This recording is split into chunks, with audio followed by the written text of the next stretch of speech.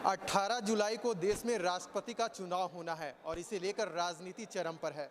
इस वक्त हमारे साथ कांग्रेस की जो विधायक हैं शिल्पी नेहा तिर्की मौजूद हैं। मैम, आपसे जानना चाहेंगे कि राज्य में मौजूदा समय में गठबंधन की सरकार है, लेकिन जेएमएम ने घोषणा कर दी है कि हम द्रौपदी मुर्मू को समर्थन देंगे। कैसे देखते हैं आप?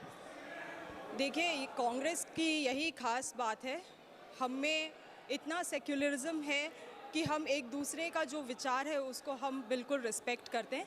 जेएमएम ने भी कुछ सोच समझ के ही ये इतना बड़ा निर्णय लिया होगा, तो हम उनका डिसीजन को रिस्पेक्ट करते हैं।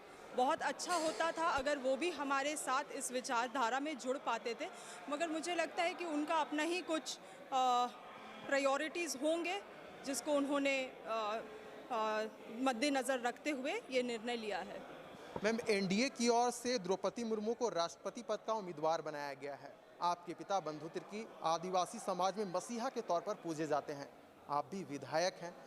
आपके जो नेता हैं अजय कुमार, उनका जिस प्रकार का बयान आया द्रौपदी मुर्मू को लेकर, उस बयान को आप कैसे देखते हैं? देखिए, पहली बात तो मैं अपना बताना चाहती हूँ कि मैं क्या सोचती हूँ इस राष्ट्रपति चुनाव के बारे में। राष्ट्रपति चुनाव एक तरीके से दो विचारधारा का चुनाव होता है, मगर भाजपा ने जिस तरह से लोगों को कसमकस में डाल दिया है, इसे एक आइडेंटिटी वॉर बना के, ये लोगों के लिए और लोकतंत्र के लिए बहुत ही गलत है, पहली बात। दूसरी बात है, आपने माननीय द्रौपदी मुर्मू जी को एक राष्ट्रपति पद के लिए उम्मीदवार चुना है। बहुत अच्छी बात है कि आप एक महिला, आदिवासी महिला को आप चुन रहे हैं, मगर आप जो पॉलिसीज़ बना रहे हैं, आप जो काम कर रहे हैं, वो कुछ भी आदिवासी के लिए नहीं है, आदिवासी के फेवर में नहीं है। तो ये एक बहुत बड़ा सवाल हम आदिवासियों के लिए अभी उठता है। आप अगर अभी आप देख लीजिए महंगाई, ये महंगाई आपके गरीब आदिवासियों के लिए तो फेवर में नहीं है। आप जो नया फॉरेस्ट राइट एक्ट ला रहे हैं, उसमें आप आदिवासियों को बेदखल कर दे रहे हैं। अब इसमें आदिवासी का कोई से नहीं होगा। आप धर्म कोड, सरना कोड को आप लागू नहीं कर रहे हैं। तो आप मुझे ये समझाइए, आप एक फिर आदिवासी महिला को क्यों आप राष्ट्रपति में पद में लाने का चाह रहे हैं? क्या आप, ऐसा तो नहीं है कि आने वाले दिनों में आप एक आदिवासी महिला के कंधों में रख के आप आदिवासी के ऊपर ही गोली चलाना चाहते हैं? एक बहुत बड़ा स्टेटमेंट है, मगर ये सोचने वाली बात है। बहुत अच्छी बात होगी कि अगर एक आदिवासी महिला इतने सर्वश्रेष्ठ पद में आती है और अगर आदिवासी के फेवर में काम होता है, मगर अगर इस चीज़ को एक वोट बैंक के लिए अगर कर रहा है भाजपा, तो ये बहुत ही गलत स्टेप है। और इसे इतना प्रेसिडेंशियल इलेक्शन को, जो एक विचारधारा का लड़ाई होने चाहिए, आप इसको एक तरीके से आइडेंटिटी का रूप दे दिए हैं। ये भाजपा का बहुत ही गलत एक स्टेप होगा, यही मैं सोच सकती हूँ। मैम, भारतीय जनता पार्टी के जो भी नेता हैं, उनका कहना है कि लंबे समय तक देश में कांग्रेस ने शासन किया और आदिवासियों को हमेशा छलने का काम किया। आज हमारी सत्ता है और हम आदिवासियों को उनका हक और अधिकार दिलाने का काम कर रहे हैं। कैसे देखते हैं इस पूरी प्रक्रिया को? पहली बात, कांग्रेस ने हमेशा से आदिवासी के हित में काम किया है। जो स्वतंत्रता का संग्राम था वो कांग्रेस का था। आप भाजपा कहाँ थी उस वक्त? बीजेपी तो थी ही नहीं। जो लड़ाई लड़ा वो हम कांग्रेस, हमारे पूर्वजों ने, कांग्रेस के पूर्वज ने लड़ा।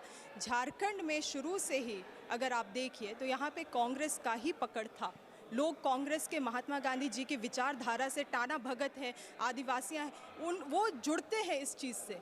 कभी भाजपा का कोई रोल नहीं था। जो भी पेशा कानून जो आया है वो कांग्रेस का देन है। जो लैंड प्रोटेक्शन एक्ट है, सारा ये कांग्रेस का देन है। आपने क्या किया आदिवासियों के लिए? कुछ भी नहीं किया है। और आज जस्ट बिकॉज आप वोट बैंक, आने वाले चुनाव के लिए आप अपना वोट बैंक को बढ़ाना चाहते हैं, आप क्या इस कारण से महिला आदिवासी को आप उस पद में बैठाने का कोशिश करें? क्योंकि आप बाकी कुछ जो कर रहे हैं इसके इर्द गिर्द, जैसे मैंने आपको कहा कि फॉरेस्ट राइट प्रोटेक्शन एक्ट है, आपका धर्म कोड है, आप इन सब चीज़ों को तो आदिवासी के लिए लागू नहीं कर रहे। महंगाई को आपने इतना बढ़ा दिया है, आदिवासी को खाने के लिए, पहनने के लिए कुछ नहीं हो रहा है, रहने के लिए कुछ नहीं हो रहा है। तो आप कैसे कह रहे हैं कि आपने कब किया है आदिवासी के लिए? मैं भाजपा से, ऑपोजिशन से उल्टा ये क्वेश्चन करती हूँ।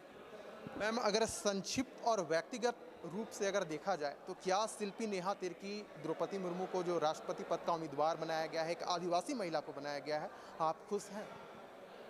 मैंने जिस तरह से आपको कहा, मैं बहुत खुश होंगी अगर एक आदिवासी महिला इस पद में बैठती है।